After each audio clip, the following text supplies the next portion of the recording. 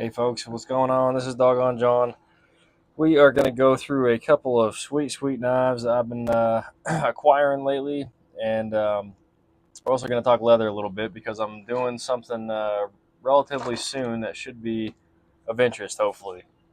So let's get into the knives really quick, and then we'll talk some leather afterwards, so that you guys can just kind of listen to this. And if you don't want to do or don't care about the leather, whatever, then you don't got to watch that. So anyway. We're getting into some very special knives here. So let's just put them in the slips that they came in. So number one for me, this is a Northwoods Madison Barlow. So the slip here is, again, that Main Street leather, I believe it's called. They do all of the leather work for the Northwoods, or they did at least when they were around. So this is the slip it came in. Pretty sweet. It's got a little bit of a kind of like a band here, so you can throw in like money or clip something to it, I'm assuming. It's a pretty big slip, but very nice. So let's pop this open real quick. We'll set that right there. So here you go. This here is the Northwoods Madison Barlow. She's a full size. She's a big boy. That doesn't make sense, does it? That's redundant. She's a big girl? Okay, let's go with that. So anyway, as you can see, this here has seen some patina, and I use this on a regular basis for my steak cutting and my food prep. As you can tell, it's a really lengthy blade. I believe it's probably almost 4 inches or so. Yeah, it's pretty close. So it's very lengthy. It has great ergonomics, kind of like a large sod buster, basically. Um, the detail work on this thing is exquisite. I love the actual bolstering here. This is my first Barlow pattern I've ever owned, so it was really cool to have this one as my first one. Um, I've been in love with this knife since I've got it. It is a daily companion for sure. So she's in brown micarta, as you can tell, with the brass pins, brass liners. Um, she got the cut switch. You know how I feel about the cut switch and the long pull. It's a double whammy for old Doggone here, man. This is hog heaven. It's a user, obviously, but that patina is real pretty in there, isn't it? So walk and talk, not too terrible. It's a little bit of a light pull, but that is typical with GEC's larger knives. They tend to have a kind of a weaker pull for some reason, and kind of a quieter walk and talk. So, but that doesn't take a thing away from it. She is still snappy, and it has a great cutability, whatever you want to say. It's a slicer. She's down Broadway Street. Look at how clean that is. Never have to worry about that kind of stuff with Northwoods, Great Eastern Cutlery, etc. Though, as you know, she's pistachio pinchable also, as you can tell. Clean. She got the steak juice on there for sure. I've been cutting up. I just had a steak with dinner, and I used this just recently, just like 5 minutes ago, actually. So anyway, good old USA. I'm pretty sure almost every single knife in my collection is now a USA made folder, so I'm pretty happy with that. Anyway, so let's put that guy away, or we'll put it right here actually for a second. Now these are very hard to get knives, and Northwoods are highly sought after because sadly they are out of business, or I should say the lineup is, because the owner who was running these unfortunately passed away unexpectedly, I think. Don't know a lot of details. However, I know that these aren't being produced anymore, so they're getting harder and harder to get, and their prices are going up and up. So anyway, next up here is another slip very similar to this one, as you can tell. Slightly different, but just as pretty. It's been in greater shape. You can tell the edge work, very nice. Stitching is done very well. Another band here. I'm gonna probably start rocking this slip here, I think, for a little while, just because it's a useful one, I think. This is the first one though that the knife actually matches it. Once I show you this, you'll know what I'm talking about. So I'm gonna pop it out. Just take a look at that. We're gonna lay the slip right there. Now, for those of you who don't know what this here is a Northwoods Fremont jack. A very, very hard to get knife. Expensive. Everything that you can pretty much struggle with in the knife community trying to get your collection together. This is the epitome right here. As you can tell, she is mirror polished. I got this from a fella who gave me the Ram and the 85 Beaver also, and he was looking for some rent money or something, I think, and he cut me a deal. So I sold off my old 92. Again, the elderberry. It went to a good home though. It actually went to a subscriber. So if you're watching this, man, this is what your knife funded. So I appreciate it. Anyway, this one here is much more unique and different than the Madison Barlow is. It's got red linen micarta as opposed to the brown. This is a sleeve board pattern. If you remember the 78 that I have, that is a reverse. So the blade would be coming out of this end.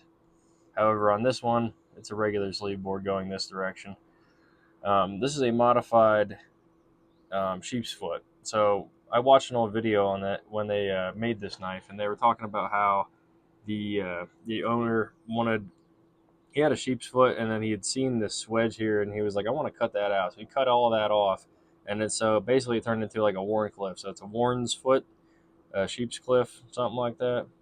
Um, they left the heat treat on the blade, which I absolutely love. There's a small distinction right here where there's like a little bit of a, I don't know, it's like a burn mark or something, but I think it's pretty cool. It's got character.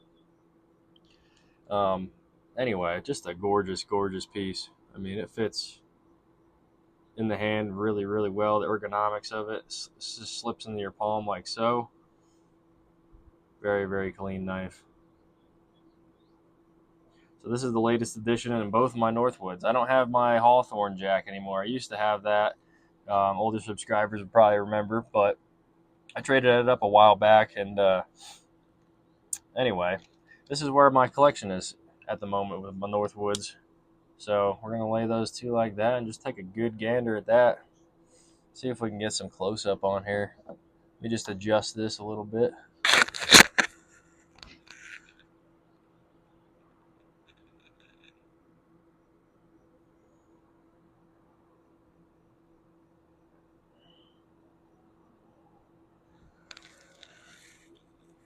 So we're sitting in the back of my truck here, as you can tell. It's my new workstation for my leather.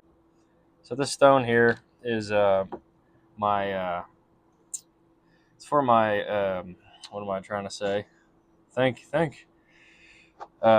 stamping and stuff like that with my leather work. So that's what this old thing is for, and I'm just using it as a little bit of a background because it's kind of pretty. So we're gonna put these away for a second since we gave them a good look over. I really wasn't big on the red linen micarta, but it's grown on me. I think it's actually a pretty cool one. I don't have any other red knives, so this works out pretty good.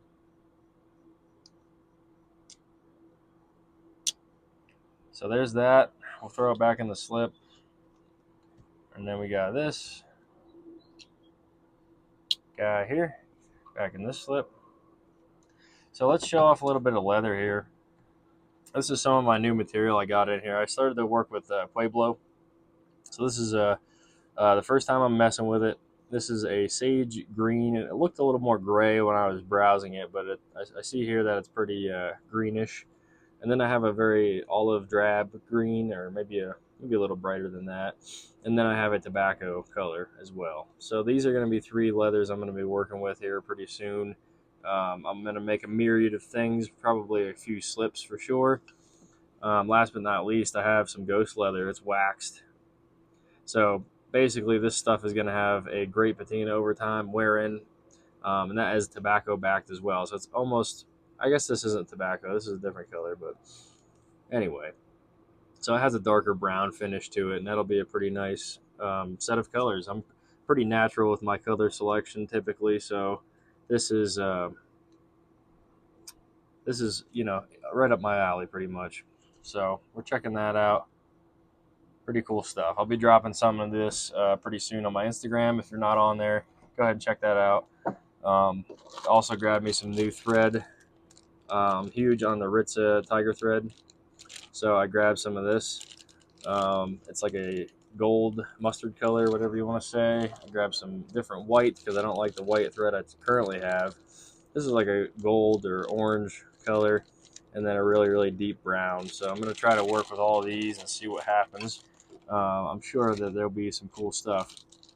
I will also be doing a drop on these here soon. They've had quite a bit of interest. This is my first one I ever did here, the stump slip. So if you're familiar with that online, it's kind of made its rounds a little bit. I can tell it's definitely my best seller. So I'm going to try to do a batch of these up. I have some of this left over, some pretty heavy duty stuff. So it wears in really well. It's easy to pinch, get your knife out, and it protects in the pocket great. This is with a green stitching. I also have red with these myriad of colors here. This is OD green. I have some black, whatever you want. Just let me know.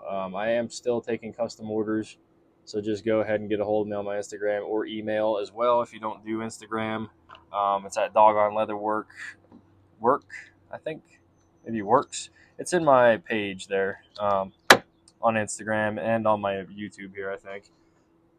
But you can shoot me an email on there if that's more comfortable, and we'll work something out. So anyway, I know it's been like 2 weeks since I talked to y'all, so I just wanted to make a little update, show some knives, show some leather, and kind of just announce what I'm up to. And yeah, thanks for coming by and checking out these beautiful Northwoods. If you ever get the chance to own one of these, I highly recommend it. This one here is pretty much my main food prep knife because of the length and the sliceability. It's great, just overall. And she's USA made. So we're going to put that there again. I'll give you one more round. This thing is just almost museum, too perfect to touch. It's going to be hard to actually put patina on this, but I think that it will happen at some point. For now, I'm going to try to keep it a little pristine for a little bit and just enjoy it. But yeah, I was a little nervous getting this one. I had watched the video from Old Hillbilly Nitro on his, and he had a red linen like this one, but he was kind of concerned because I forgot to throw this in there too quick. This is the coin that they come with. My Madison Barlow one I actually gave away with a different Northwoods than my Hawthorne because I just didn't care that much about it. But anyway, it's a little like copper coin or something. It's pretty cool. Anyway, though, like I was saying, I was a little concerned with that Fremont because I thought the pool might be a little bit weak, but this one here is actually right where it needs to be. I think feels pretty good. I mean, she's snappy, clean, very very clean. It's almost too clean. You know what I mean? Gives you stress levels looking at something like this and owning it. Anyway, I am going to get on with the rest of my night. Thank you for watching. I hope y'all enjoyed. If you like this video, like it down below. Share it with your friends. Comment down below. Let me know what you thought about the leather, the knives, whatever. Yeah, subscribe down below if you enjoy this content. All right, doggone out.